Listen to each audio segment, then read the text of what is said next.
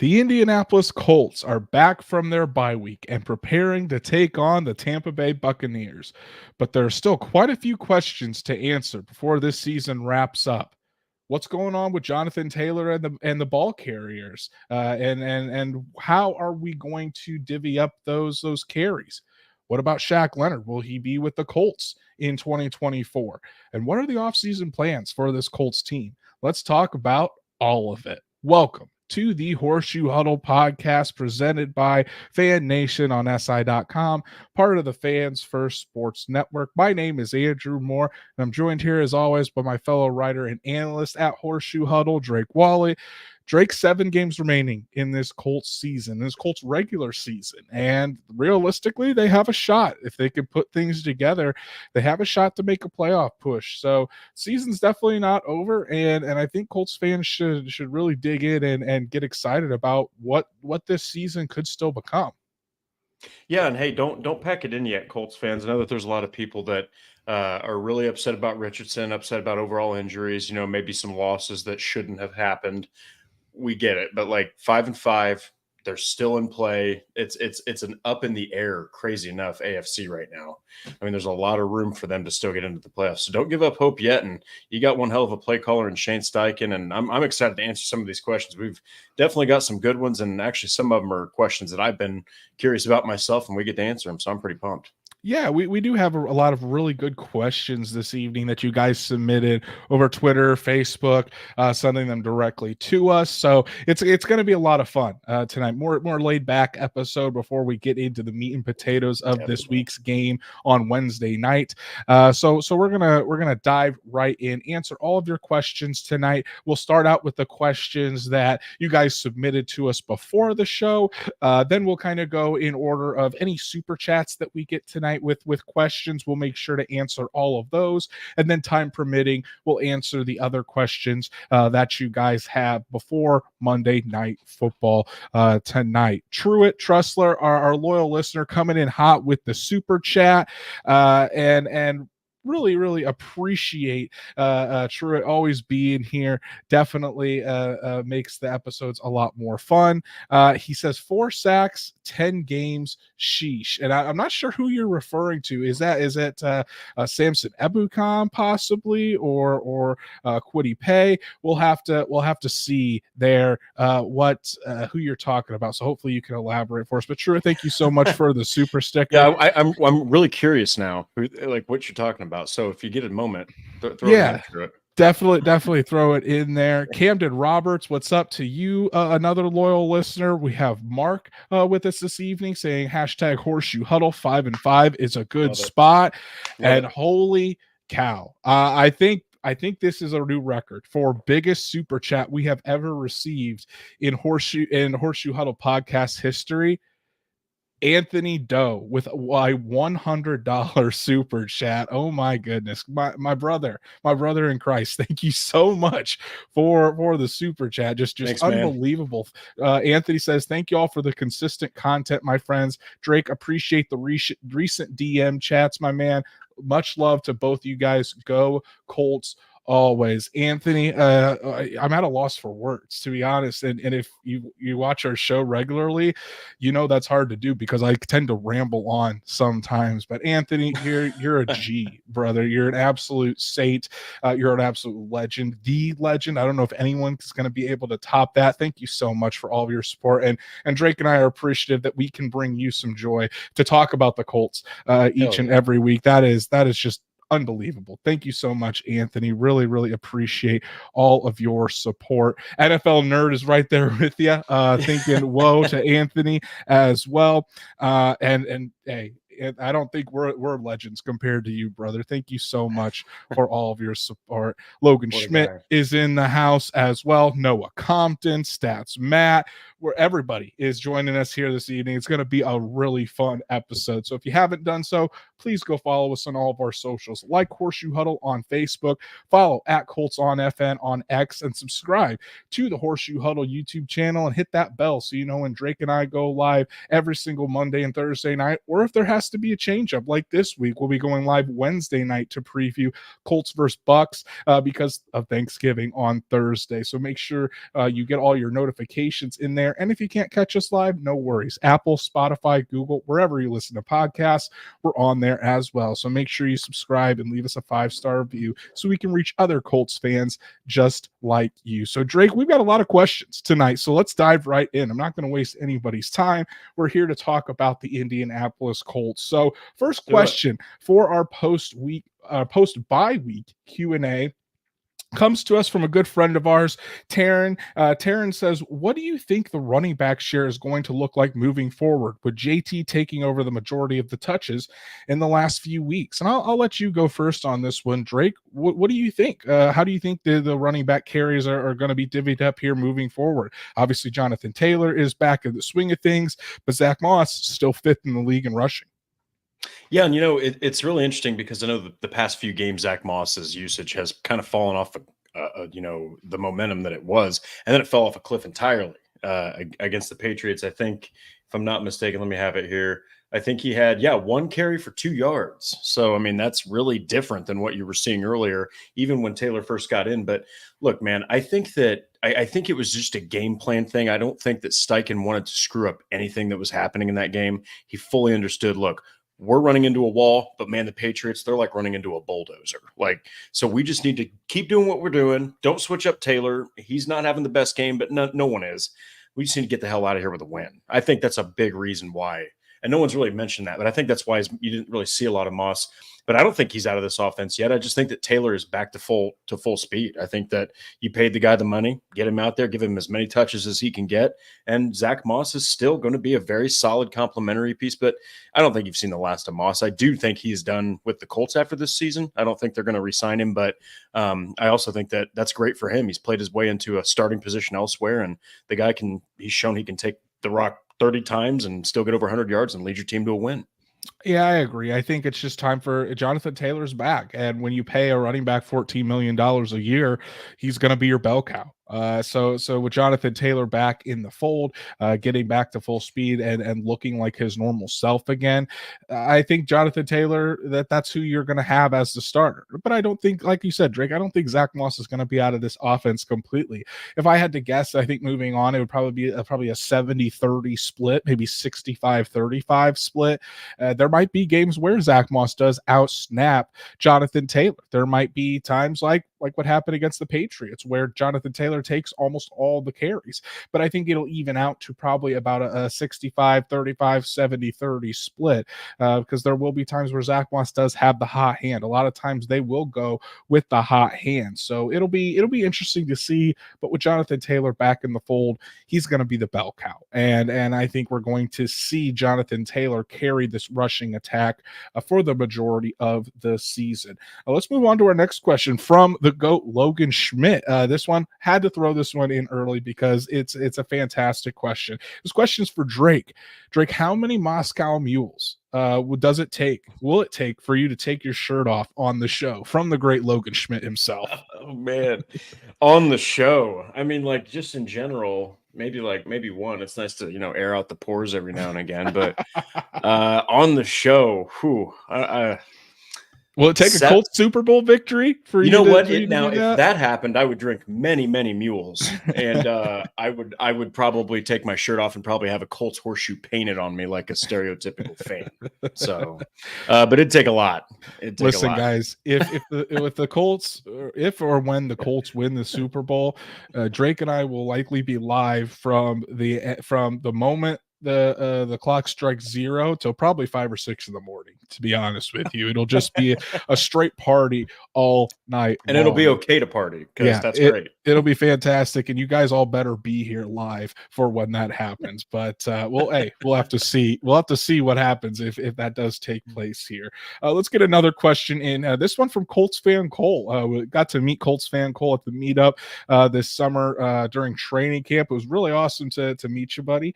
And he asked, why isn't Kellen Mond emergency quarterback 3? Seems like a waste not utilizing the rule. And I think I'll go with this one. I'll start out, Drake, here, is because in order to have a third quarterback on the roster, and I know the Colts had one with when Anthony Richardson was, before he was injured and went down on IR, in order to have that third quarterback on the roster, or you have to obviously take someone off the roster. So it can't just be a practice squad player who is the emergency third quarterback. He has to be on the active roster. And I can think of a couple of reasons why he's not there. Number one could be that Kellen Mond just hasn't mastered the offense yet. Maybe the Colts aren't comfortable with him being in that situation yet. They're more wanting to take it slow with Kellen Mond to see, because he didn't have a full off season in this offense. He didn't have training camp. So he's kind of learning all this stuff on the fly. Remember, Anthony Richardson just went down in October. So Kellen Mond really hasn't been with the team that long. So I think it's a combination of that. I think it's a combination of the Colts right now. They don't think they necessarily need it. Now, if Gardner Minshew goes down or Sam Ehlinger goes down, say in practice or something, then yeah, I would see Kellen Mond probably get the nod. But hey, from my standpoint right now, the Colts probably are just sitting thinking like, not yet. We're going to keep him on the practice squad. Let him learn until he needs to be elevated. Yeah, and I think that you're right there in the ballpark, because when he was brought onto the team, I initially thought to myself, man, he's just there to pretty much be a practice squad guy, and they're not going to elevate him unless they really feel the need to, because they had three guys originally. I don't think that they feel pressured to always have three in hand, because you'd need to knock on wood, of course, but you'd need to have some incredible injuries happen in a game to be like, oh man, I wish we would have, made Kellen Mond the emergency quarterback or the third string quarterback, whatever. But at the end of the day, it was because Anthony Richardson went down. I do think that there is some intrigue with Kellen Mond because he's got some skills that Sam Ehlinger doesn't possess, even Gardner Minshew doesn't possess. So it's interesting, especially given that Steichen can pretty much mold anybody. So we'll have to just see. But I think that once it's all said and done and the season's over, first off, I think they're extending Gardner Minshew, or they're going to re-sign him. And I think you're going to see that steady rotation of Richardson, Minshew, and Ehlinger. Yeah, I think so too at this point, unless something does change. I mean, obviously, I'm not going to discount or say that the Colts won't look at quarterbacks in this draft potentially. Yeah. Possibly take a mid-round flyer on a rookie quarterback, thinking about the future to back up Anthony Richardson. But we'll have to see when that time comes. Here's a question from our good friend Joe Camacho. Joe says, why is Minshew not out of the pocket a bit more to throw on the run? Drake, what do you think? Why haven't the Colts really tried to get Minshew outside of the pocket more, do you think?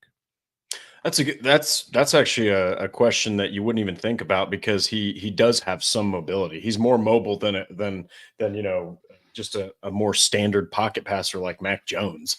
But at the end of the day, I think he just really, Steichen understands that Minshew's strengths are the following: getting the ball out quick, short passes, RPO system, accuracy, working really well when the game plan's working really well. He's not going to fumble the game plan. Okay. But he also understands that he isn't the best at climbing you out of a hole. He also understands that he isn't the best on the run, honestly. I mean, I think he could be used more on bootlegs for sure. But I think that Gardner Minshew is just more of a pocket passer that needs to get the ball out quick, because we've seen how he deals with pressure. So, I mean, that's an interesting question, though, because maybe he could scheme him open. He's not the slowest QB, but I'm actually kind of curious to get your thoughts on that, because maybe it could help him open up a little bit as a quarterback if he's not just standing in the pocket all day when defenses pretty much know what he can do. I think it's pretty simple. I think it's just that's not one of his strengths. I just don't see Minshew in the past throwing on the run very much. You're right in that aspect that he's in the past he's been more of a game manager. Getting the ball out quickly to his playmakers, and as we've seen this season, the longer a play takes to develop, it seems like the more antsy Gardner Minshew gets, and the more likely he ends up making a turnover worthy play or a throw into that he shouldn't make necessarily. So when you're trying to get him outside the pocket for those longer developing plays, I think there's a little bit of a risk there in doing that. Again, it's just not really one of his strengths. His strengths is getting the ball out quickly there in the pocket. So I think that's what they've really set on. And it also is because, I mean, it's hard to get a quarterback outside the pocket when opposing teams are blitzing at such a high rate. I mean, Gardner Minshew is the quarterback that has blitzed the most in the NFL this and it's season. not close, really. Right. And there's a reason for that. It's because he hasn't been handling the blitz well. So teams are going to continue to blitz him until they stop that. So again, the longer developing plays combined with teams being blitzed and or teams blitzing the Colts, I think it just doesn't make a very good combination for that. I want to give a shout out to Virgil Kane. Virgil says, hey, from Manchester, England. So we've got a viewer from across the pond tonight. Good to see you, Virgil. Thanks for tuning in to the show. Always great to have some overseas friends joining us for the episode. Drake, let's move along to our next question. This comes from our good friend Brandon Moses. So this is probably next to the mule question, maybe the most out of the box question we've got for tonight. Brandon asks, what do you think of a new rule that if a player has their mouthpiece hanging from their face mask when the ball is snapped, automatic 5-yard penalty and loss of down? Also counts towards your 2 personal fouls. You're allowed to not have one, but having one and leaving it hanging from your face mask would be a penalty. So obviously, if you guys know, Brandon is my best friend, know him personally.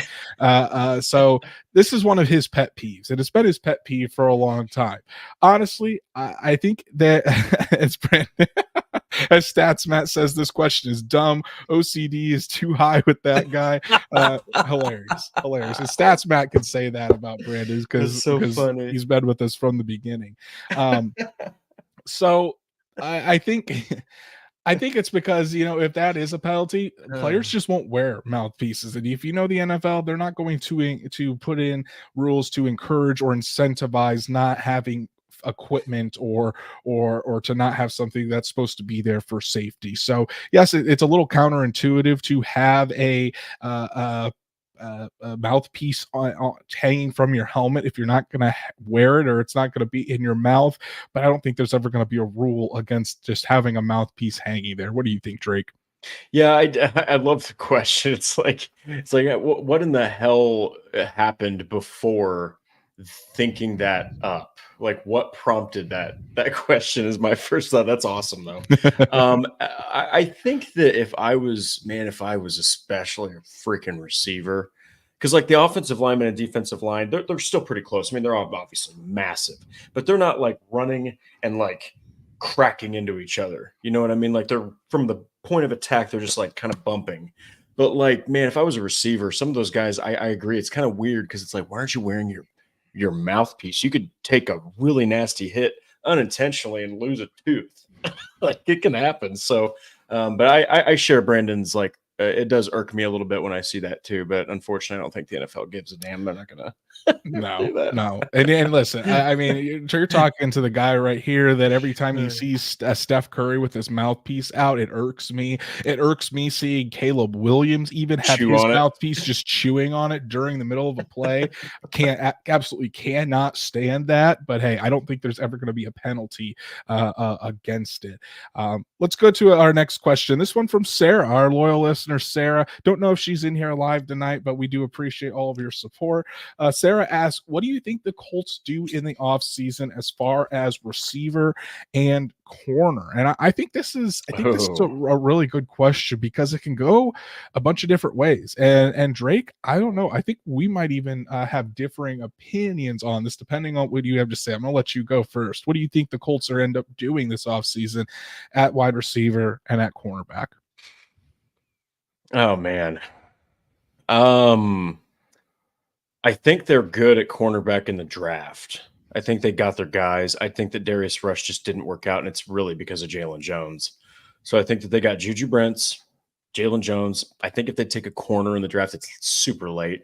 I think that they're looking at Alec Pierce right now and saying, you might not be the best receiving fit or you might not be the receiving fit that we thought you were, because he can block very well. He's basically Zach Pascal when it comes to blocking, which is great. You want to be able to get open. So I think that if you're talking about receiver, I think that they draft a receiver. It's a very stacked class. I know Marvin Harrison Jr., look, he's not going to be a Colt. They're pretty much already out of the race. So just get over that pipe dream. Andrew has laid out plenty of of receivers that are coming in with, up in the draft that he can dive into a little bit more that are perfect fits, especially for a guy like Shane Steichen. So I think they address receiver in the draft. But as far as defensive back, I think that they have their pieces. Kenny Moore's not going anywhere. Perhaps Darrell Baker Jr. can be salvaged somehow.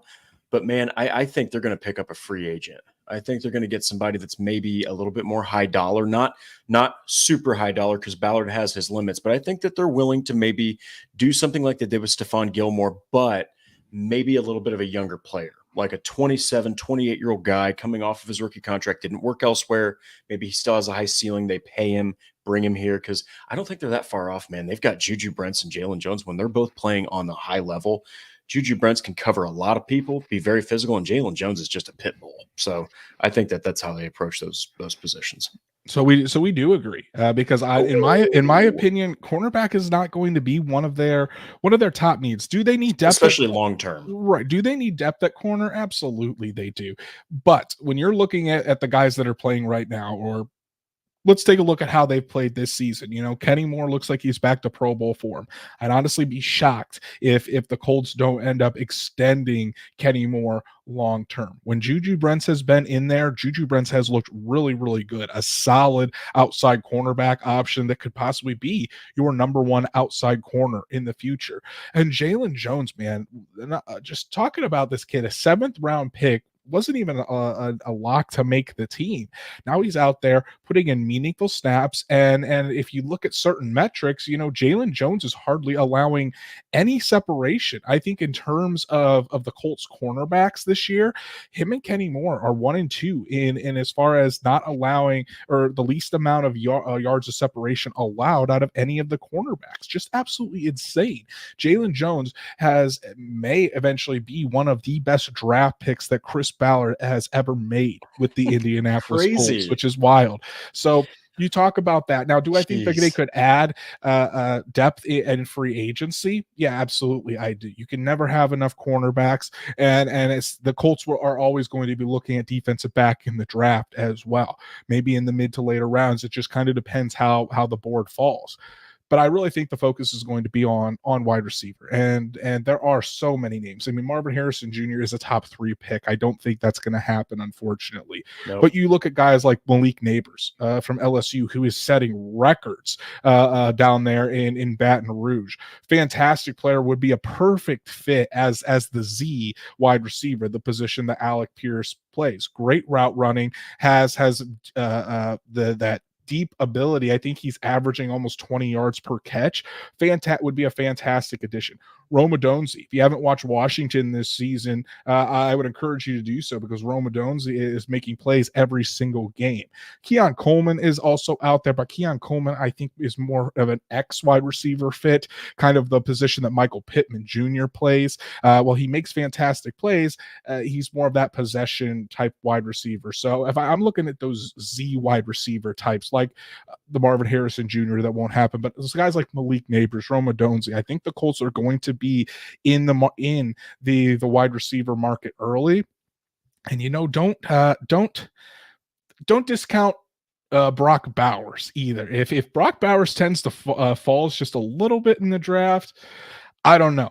Chris Ballard's always about best player available. It'd be hard for me to pass up on putting Brock Bowers in a Shane Steichen offense. I know the Colts have Jelani Woods, Drew Ogletree, Kylan Granson, but man, Brock Bowers is a different breed of tight end, and it would just be very, very cool to see what Shane Steichen could do there. So that's kind of what I think. And as far as free agency, maybe they add a wide receiver, maybe they bring back Isaiah McKenzie. I don't really know there. I think if you're going to get a wide receiver, though, it's probably going to be early or in the draft to pair with Anthony Richardson long term. Want to give a shout out to Shaheen G. Shaheen hasn't been with us in a couple episodes. Good to see you back, brother. He said, missed you guys. Let's get Moss to 1K yards. We'll see if it happens. If the Colts start going nuts, we might see Moss get there if he has a couple big games to close out the year. But Sheen, thank you so much for the super chat, brother. Really, really appreciate all of your support.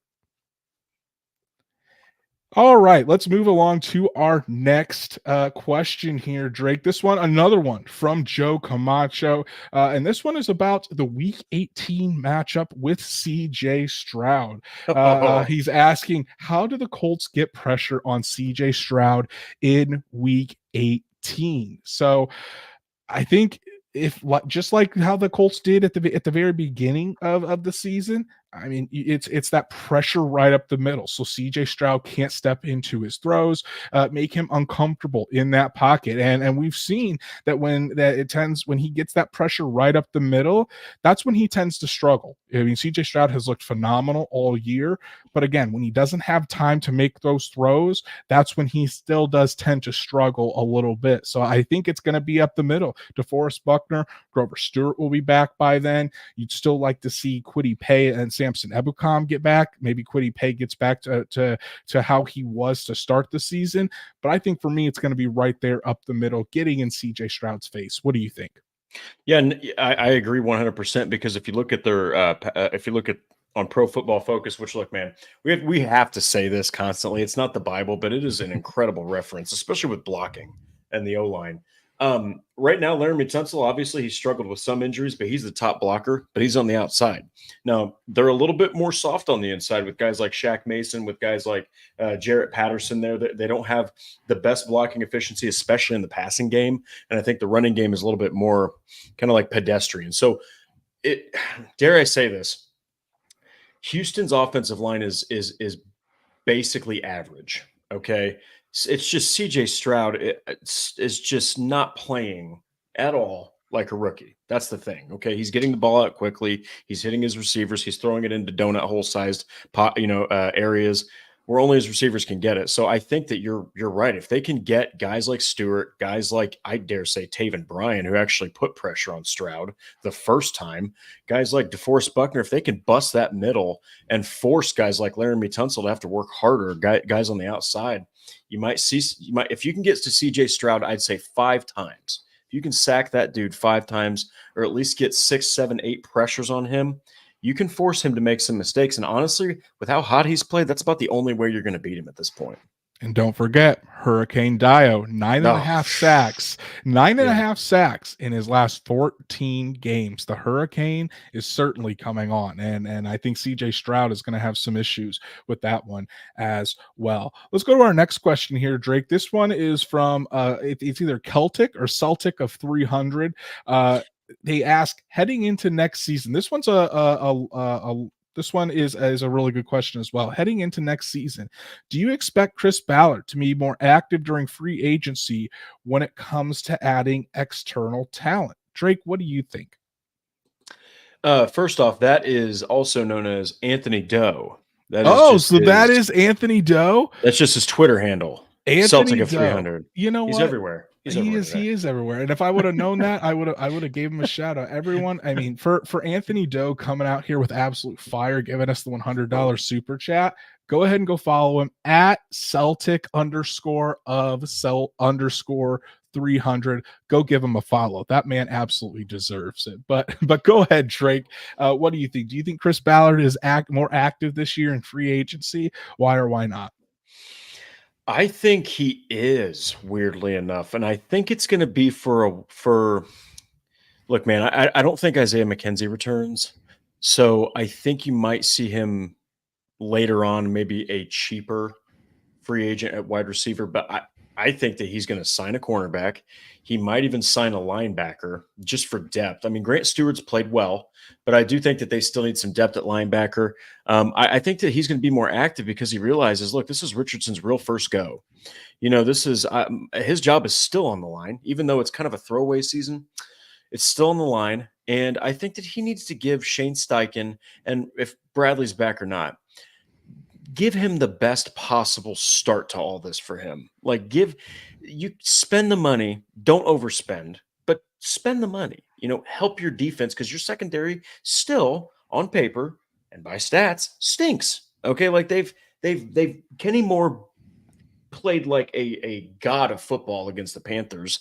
But there have been times where that secondary can't win shootouts, and Minshew and the offense has done everything they can within their limits. And they still lose because they can't win those shootouts. So I think Ballard's going to invest in a secondary or in the defensive back position.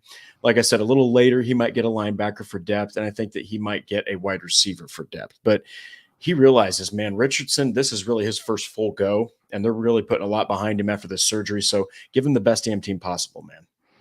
See, for me, I'm the opposite. This is where Drake and I disagree. I don't Very think fair, he's though. going to be any more active than normal That's in fair. free agency. And the thing is, the reason for that is because a lot of where that Colts debt were, because the Colts have a lot of cap space, will have a lot of cap space, excuse me. A lot of that is going to go into re-signing their own. You got to think Michael Pittman Jr. probably getting a contract about $20 million a year. Kenny Moore is going to require top dollar. Grover Stewart. We have obviously seen how the Colts have been against the run without Grover Stewart. Grover Stewart's a free agent. He's going to require a good chunk of change. If the Colts decide to bring back Julian Blackmon, I think Julian Blackmon has certainly played himself into the conversation of returning with the Indianapolis Colts, depending on what the figure is. That's going to cost some money. So after you lock down those four, you're getting low on cap space. So obviously you think about, do the Colts bring back Gardner Minshew, or do they go look elsewhere for a backup quarterback? You do probably need some depth at wide receiver, some depth at corner. And just some overall depth, maybe on offensive line, nose tackle. Obviously, a depth behind there is a concern. So there's areas of depth that I think you can attack with free agency, but a lot of that cap space is going to go towards re-signing their own and keeping those guys, in-house. So when you do that, it definitely takes it down, and there's not as much to play with. However, I still would think, I think, saying all that, I think we're an off season away, because I still think the Colts want to have a full year with Anthony Richardson out there as the starter, kind of see how close they are then.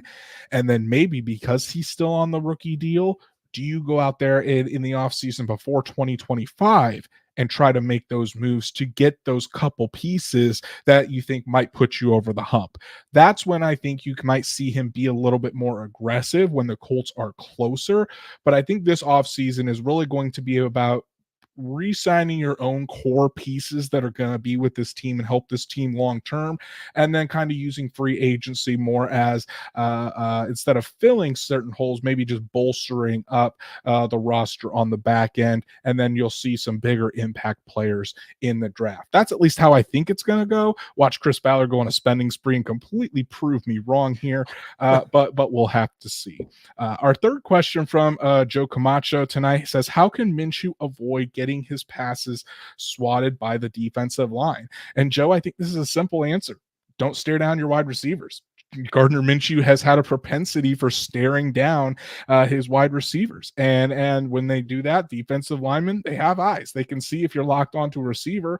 All they have to do is put their big mitts up and get that taken care of. So I think not staring down his wide receivers and maybe moving a little bit more in the pocket, just slight side steps to find holes, so that way you can get the ball through there. But that's at least what I have seen. What do you think, Drake? No, that's exactly what it is, because there's times where, like, defensive tackles, I mean, obviously there's some that really do get after the quarterback, but a lot of them in that passing situation, what they'll do with Minshew is they'll just like get their arms extended on the offensive lineman so they can still see him, and they'll just follow his eyes. And as soon as he goes to throw, they'll stick their hands like just straight up, and they'll keep their arms away so they can just raise their hands. And it's like, that's why you see so many of his passes get tipped. And I mean, man, if he keeps that up, you might just by math standards, you're going to see some of those not just get knocked backwards, but get like tipped straight up in the air for a very easy interception. I'm waiting for it. So that is actually a really interesting question, because that's something that we haven't talked about. And you just brought up a great point. Is that's something else you've seen that defenses have caught on to, is that he tends to stare down a receiver that he really wants to throw to. So that's something he's got to stop, because he's not mobile enough to do that. Exactly. Yeah. And then our final question that came to us before the show tonight, again, another one from Logan Schmidt. And this is one that a lot of Colts fans have been asking. Good one. Where's Nick Cross? The third round pick in the 2021 NFL draft. Colts moved up to get Nick Cross, and it was seen he started out as the starter last year, quickly faded, and we really haven't seen much of him since. So, Drake, in your opinion, where is Nick Cross? Why hasn't he been able to reach the field? And do you think that he'll have his opportunity either this year or next year, or will it ever come? I think that he doesn't see the field because Julian Blackman switched over to his position. I think that he's more of a strong safety. I think that he was right there on the edge of it. And I think that Julian Blackman switching over and the fact that he hasn't just played better, but he has shown the NFL and the Colts, more importantly, that is his natural fit. And so I hate to say it, man, but Nick Cross right now is in a really interesting spot because he's either going to have to learn how to be a better free safety because Rodney Thomas, okay, he's shown promise at times this season, but he's fallen off from his rookie season. I think he still has like 2 or 3 interceptions, but he's been exploited more. So I think that that's a position that's more up for grabs. If somehow Nick Cross can train himself to be a little bit more agile and a little lighter on his feet, and be a little bit more of a free safety, he might have a crack at it there. But man, right now, Julian Blackman's playing lights out. I agree. Julian Blackman was really this position change has honestly it's revitalized his career because you think about it, and before the season started, you're thinking Julian Blackman at strong safety. Yeah, he'll probably be. You're not expecting him to really take off like he did. He'll probably have one more average year with the Colts, and then thanks for the 4 years, but it's time to move on. And I mean, Julian Blackman has probably been a top 5 player on this Colts defense this year, if not even higher. The plays that he is making, not only in the back end, but close to the line of scrimmage, he just the strong safety position, he really fits it well in Gus Bradley's scheme, and it has definitely made him one of the better Colts on the defensive side of the ball. So when he's playing at that high of a level, that's the position that Nick Cross was really drafted to play. He's not really overcoming that and showing in practice that he deserves to play that position over Julian Blackman. And then you talk about free safety. Rodney Thomas has struggled a little bit this year. It seems like he's came on as of late, certainly has been better defending the deep ball. But at the same time, Nick Cross, it just seems like he might be closer in terms of Rodney Thomas, but not quite there yet. Another thing that I think is working against Nick Cross is he hasn't necessarily been able to focus in on one position. And I think this is because of the Colts coaching staff. They've kind of been training him at multiple spots. Strong safety, free safety. He's been getting reps at nickel in practice just in case Kenny Moore does go down.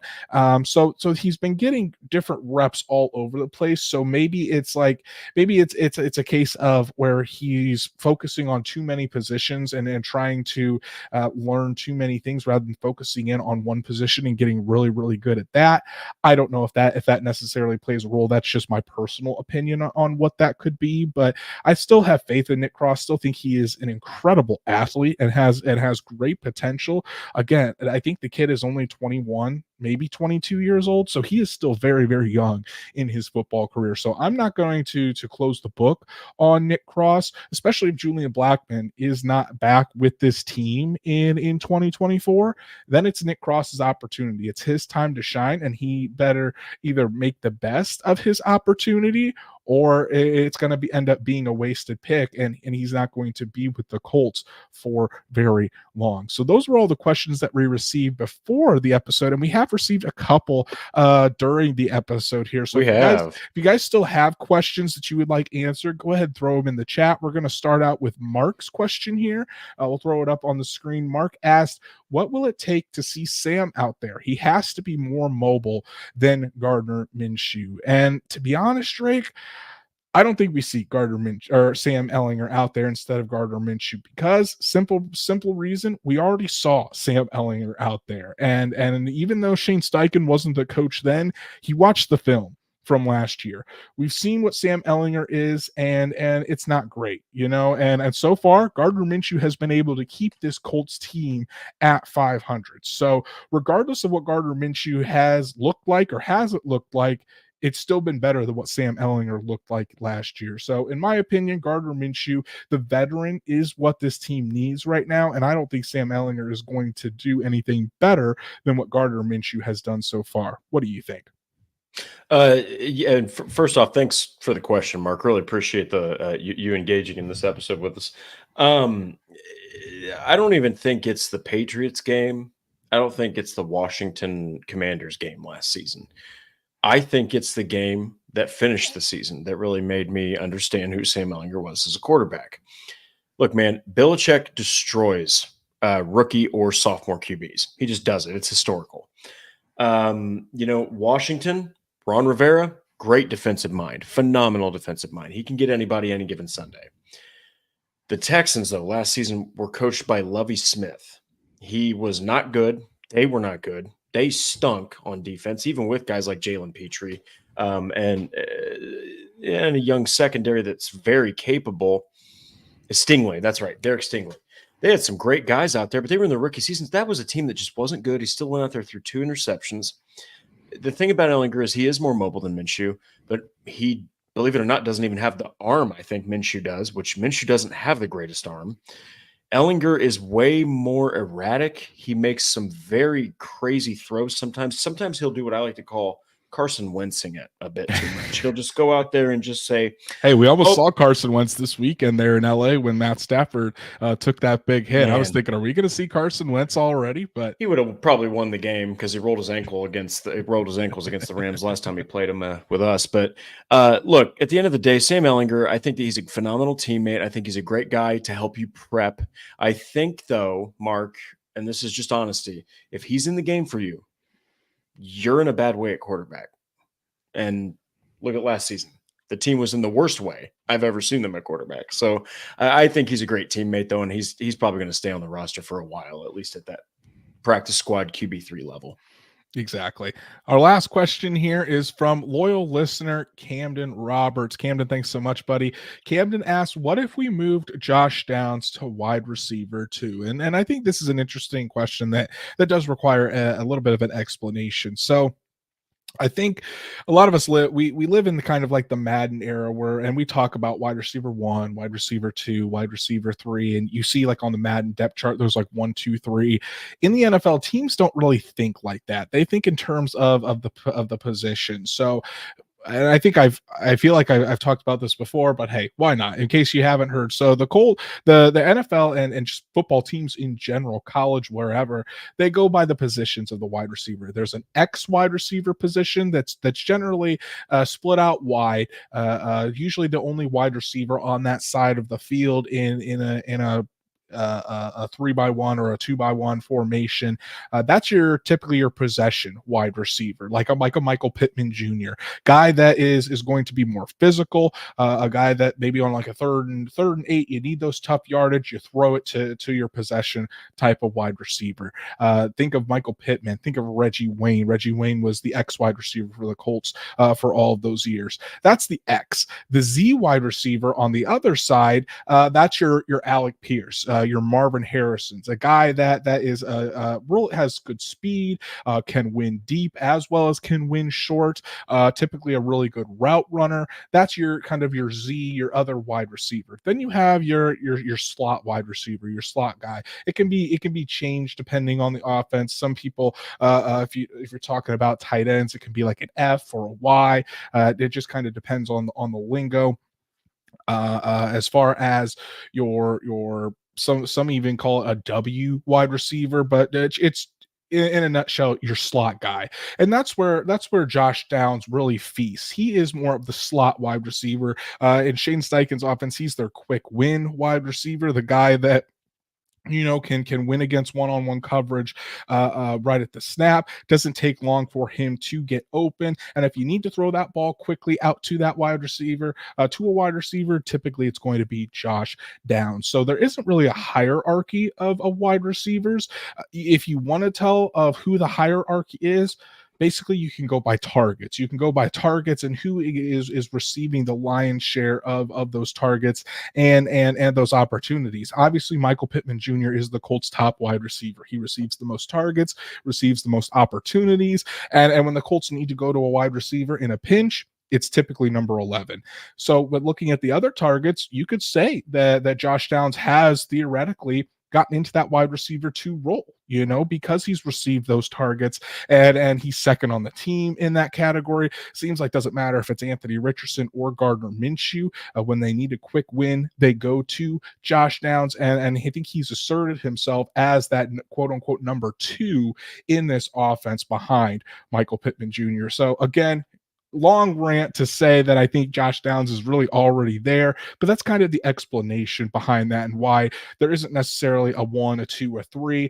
They instead got to go by like the XZ slot kind of terminology. But Drake, what do you think? Did you think is that kind of what you were thinking, or do you think Josh Downs still has a ways to go before he kind of reaches that level in this offense? And I'll shut up now.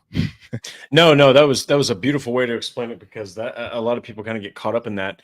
I personally just want him to please stay in the slot. Look, unless this is where height does matter, in my opinion. Like guys like Calvin Ridley, I think Ridley's like I think he might be 6 foot on the dot. Guys like Tyreek Hill, 5'10", guys like that they're either the best of the best of the best at route running, and they can lose anyone. Even Sauce Gardner, they can lose the top cornerbacks in the league any given play, like Calvin Ridley, or they've got this stupid speed like Tyreek Hill that just on a cut you're done. Downs is not as fast as Tyreek Hill, and he isn't the route runner yet, that Calvin Ridley is, but I just think he's I love his death by 1,000 cuts type of usage in this offense. I think that he brings in the defense to huddle around more and opens up more for the long shots. I just think he's a slot destroyer. I think that he ruins those linebackers, those safeties, and corners who are in the slot with him. He just needs one step and he gets that quick slant. So that's another reason I think that they need to draft a receiver, because while Alec Pierce has blocked well, you got to be able to get some help. You can't just have Pittman and Downs. You need to be able to have a stalwart on the left outside, a stalwart on the right outside, and then Downs can work a lot easier in the middle there. Give me Malik Neighbors, baby. I think that'd be the perfect Z fit. I don't know if the Colts are even going to be high enough to be able to draft him. But Malik Neighbors, I think, would be right now my top pick, and Rome Odunze a close second. I think that would be a phenomenal pairing with Anthony Richardson and the Shane Steichen offense. So a lot of great questions this evening, guys. Really appreciate everybody that sent in their questions early. And then Andrew, real quick, I got to get to just one more. Do it. Let's do it. It's because I have to. Logan Schmidt asked, here's a question. How wrong were we about William Fries? I'll tell you, okay? I wrote several articles saying this dude is a backup. He's a backup. Now, look at Pro Football Focus. This is where you'll start to see the mistiness happen. He doesn't have the best grades. But when you're looking at the fact that he is the 3rd, 7th rounder that is starting for the Colts right now. You've got him. You've got Rodney Thomas. You've got Jalen Jones. Dude, they've got 3 freaking 7th rounders starting for them right now. Will Fries blocked like a madman in the run game last year, but he stunk in pass protection. I mean, he stunk. He was bad. Now he's actually pretty decent. He's getting better. He's improving.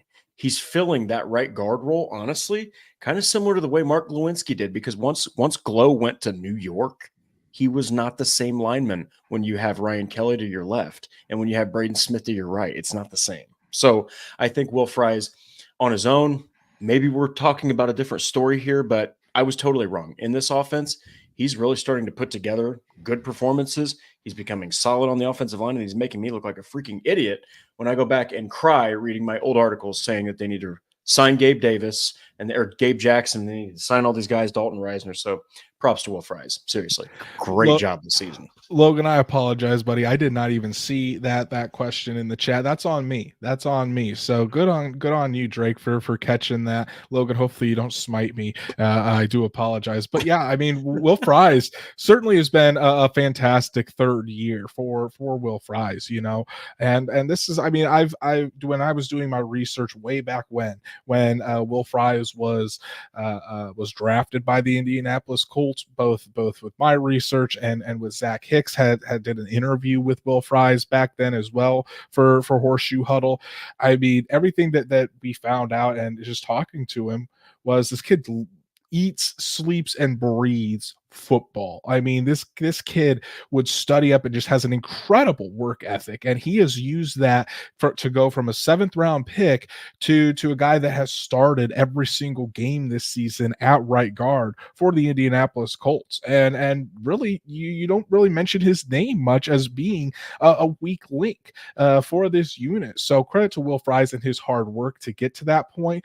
Credit to his work with Tony Sperano Jr. as well this offseason to really step up his game.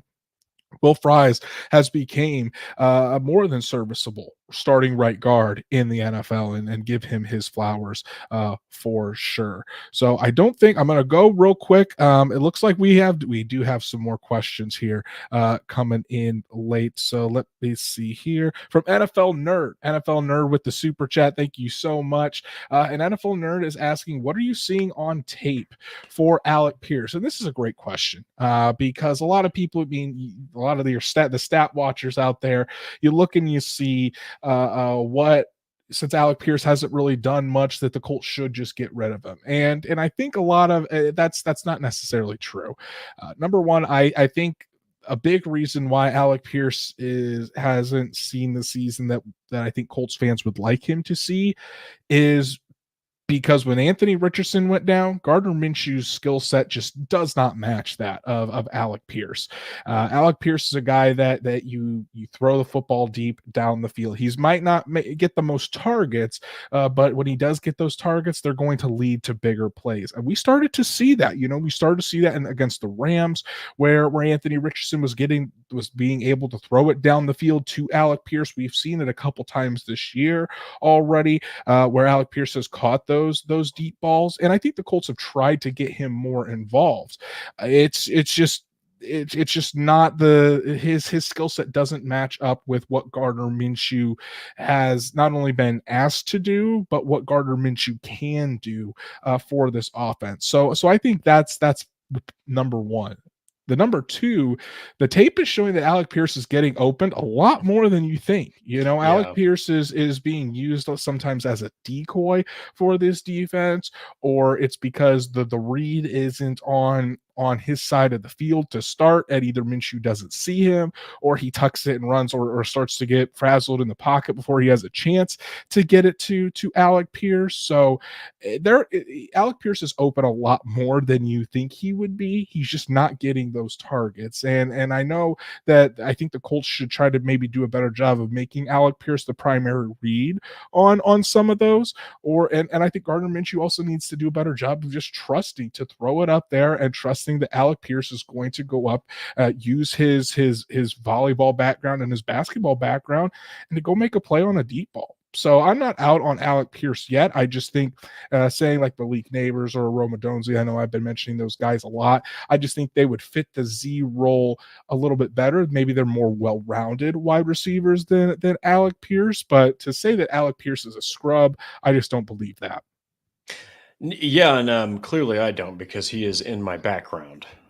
So I think at the end of the day, man, a lot of people compare last season. Ryan was still, I think he still had enough arm strength to get the ball to Pierce. And then you ask about, well, what about Ellinger? Ellinger would throw it to anybody. I mean, he'll just chuck it down the field. And Nick Foles actually had a really good arm. I mean, he could chuck that ball very far down the field. So weirdly, all three of those guys fit Alec Pierce better than Minshew, who is the safe guy, the check down guy, the quick get it out guy. Look, Alec Pierce is not that guy. I think Stats Matt said it in our last episode. Get him open on some screens. Set up plays for him, because he is a burner and he's huge. If he gets even a step on somebody, good luck trying to tackle that guy or catch up to him. He is a gazelle. So maybe he's got some underrated, rack ability we're not talking about, but I think it's just a matter of Minshew's just not the guy, like you said, and he's being used more as a decoy. He's getting open. Minshew's not hitting him, and he's also a hell of a blocker and on the run plays. So I think there's still a place for him. I think you just got to unlock it somehow.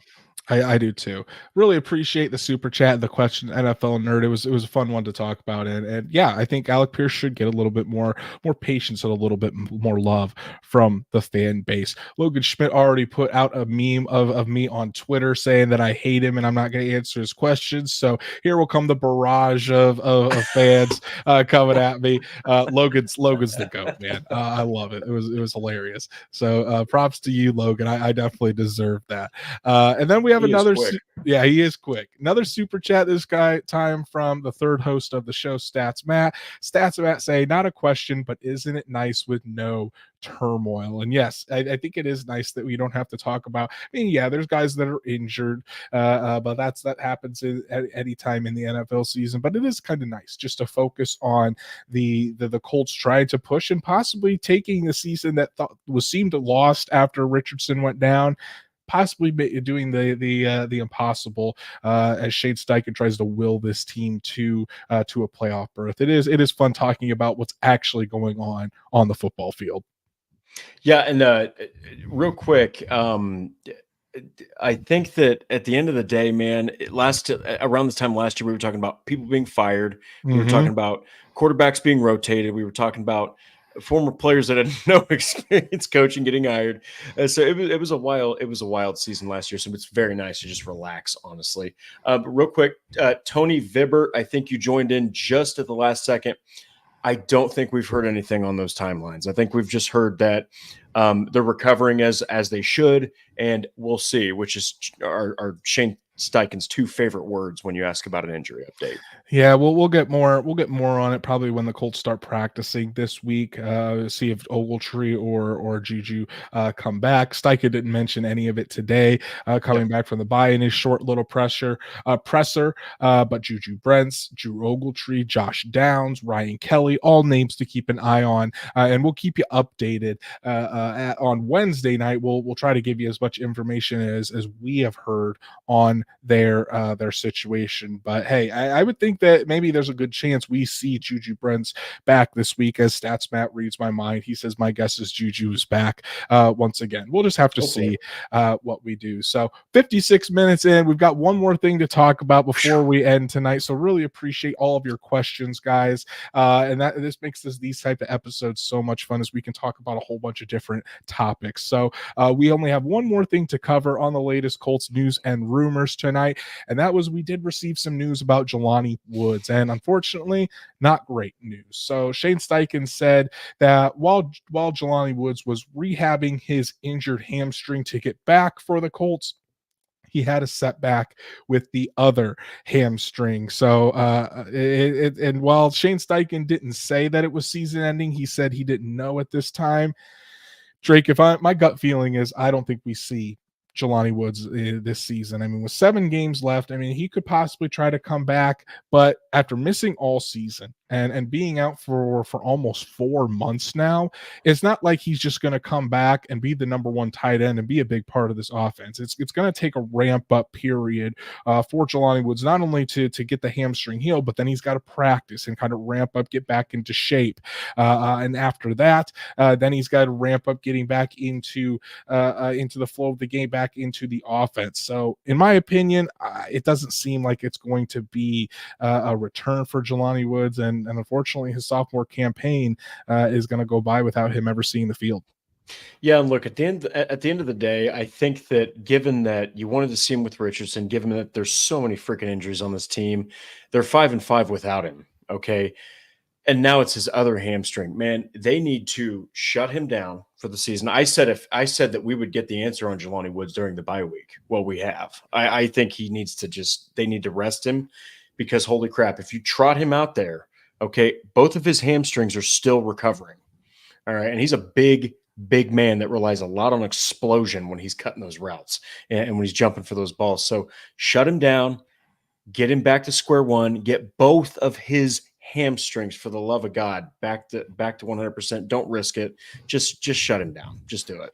Regardless of when he does return, I am really excited to see what Jelani Woods can do in this Shane Steichen Oh, offense. yeah. We talked about how Steichen had really big plans for Woods coming into this season, and those aren't magically going to go away. Once Woods is healthy and back, we're going to see what Shane Steichen can really bring out of that 6'7", 253-pound tight end for this Colts offense. It's going to be exciting. And then one last thing, a stats Matt reminds us, don't forget the HBO special on Jim Irsay. So there's a special going to be talking about an interview with Jim Irsay, talking about his battle with addiction and what he went through. And in a clip that we saw today on X, it looks like he admits that he did overdose before, and it was a very real possibility that Jim Irsay would not be with us today. So we're really excited to watch that and see what that's all about. I think that's going to be really, really revealing and just kind of show what Jim Irsay has had to battle with addiction throughout his life. It's going to be a very interesting and probably a very emotional story for the Colts owner. Hey, he's look, this isn't even bias. He is just period one of the best owners in the NFL. He always puts his best foot forward. He's been through hell. He's put himself through hell, but he's got one hell of a story to tell. And I think that he's a great example of how to recover. Exactly. So that's our show for this evening, guys. Really, really appreciate everybody tuning in and joining to talk Colts football with us this evening. Shout out to our super chats, Shaheen, NFL Nerd, Stats Matt, and then a record-breaking super chat from Anthony Doe. Again, I'm going to bring up his Twitter handle, give him another shout out. Go follow him at Celtic with 2 eyes _of_ 300 on X. Make sure to go give that man a follow. Thank you so much for the super chat and all of your support, buddy. It really does mean the world to us. And thank you to everyone else that joined and talked Colts football with us as well this evening. If you haven't done so, please go follow all of our socials, like Horseshoe Huddle on Facebook, follow at Colts on FN on X, and subscribe to the Horseshoe Huddle YouTube channel. Hit that bell so you know whenever Drake and I go live, whenever Shad goes live with the Saddle Up Show, so you never miss an episode. And if you can't catch us live or on YouTube, Apple, Spotify, Google, wherever you listen to podcasts, we're on there as well. So make sure you subscribe, give us a 5-star review so we can reach other Colts fans just like you. Drake, what have you been writing over the bye week and leading up to this episode on horseshoehuddle.com that the people can go check out? So I slowed it down a little bit, but I'll be releasing the final predictions for the rest of the 7 games. So go check that out when it releases. But I also had the Colts' biggest surprise, disappointment, wild card of the 2023 season, as well as the 5 biggest questions surrounding the franchise. Definitely make sure you go check those out. For me, I kind of took stock of all the games that happened yesterday and how they affected the Colts playoff standings currently. So went through all of those and went into detail about how it does affect the Colts, not only right now, but down the line as well. And then I went into a little bit more detail on Jelani Woods' injury. So you go check that out and everything else from all of our fantastic writers for horseshoehuddle.com. Go follow Drake on X at DWalsterDrake. You can follow me at Andrew Moore NFL, and we'll be back Wednesday night, the night before Thanksgiving, to get you all set for Colts versus Bucks. Sunday at 1:00 at Lucas Oil Stadium. Colts coming back from their bye really need to get some more W's if they want to stay in this tight playoff race in the AFC. So everyone enjoy your week, and we'll be seeing you Wednesday night. Thank you so much, Colts Nation.